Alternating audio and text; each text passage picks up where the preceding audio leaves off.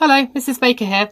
This time I'm going to explain returns to scale to you. Now this is connected to the idea of economies of scale, but it's not exactly the same. The reason it's not exactly the same is the concept of economies of scale is to do with costs, specifically average costs, and the concept of returns to scale is to do with inputs and outputs. So I've shown it on a similar diagram to economies of scale, but just bear in mind returns to scale, very much like diminishing returns in the short run. The word returns is an old-fashioned word connected with what you say on somebody's birthday. You say many happy returns. You mean I hope nice things happen to you because of this day. And returns is basically an old-fashioned word for product. So it's stuff, it's things that you make.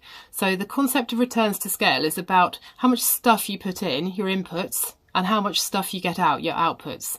Now obviously if we're going to be a successful productive business, then what we want to do is to put in as little as possible in terms of inputs, and we want to get out as much as we can as possible in terms of outputs, because that means we're an efficient business, and efficiency leads to profitability. Okay, so on this diagram we've got this section here which is called increasing returns to scale. And what's going on with increasing returns to scale is your factors of production, your land, labour, capital and entrepreneurship. You're increasing those. Let's say you're doubling them. And if you double your inputs and you get triple the output, then you've got increasing returns to scale. You're putting in more stuff, more inputs, and what you're getting out is more than double. And that's connected to costs.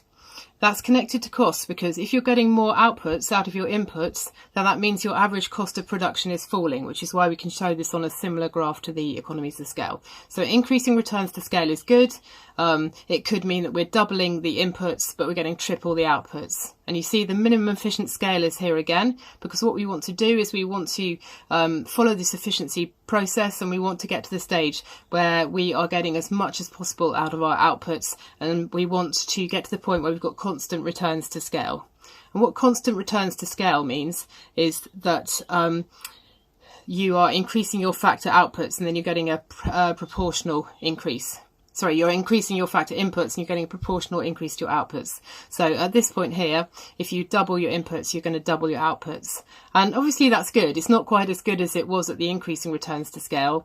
We've got more output here, and we are at least getting the same amount of output as we are for our inputs. And our costs have fallen to a low level, and they've stayed at this low level, and we're making more and more and more output, which is good.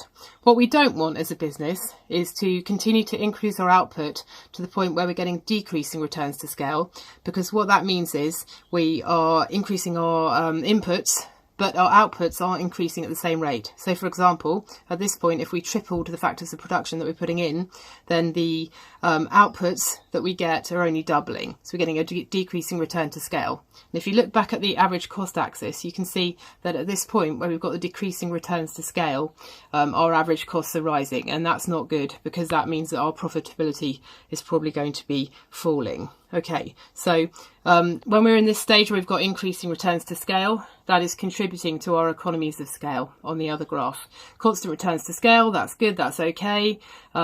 We can continue to increase our output, but we want to avoid a situation where we are getting less bang for our buck. We are increasing our inputs, but we're not getting so many proportional outputs out. So this is a product concept. It's about stuff. It's about things that you make, expressed in the old-fashioned term returns. It's not directly about costs, but it does have an impact on costs in the long run.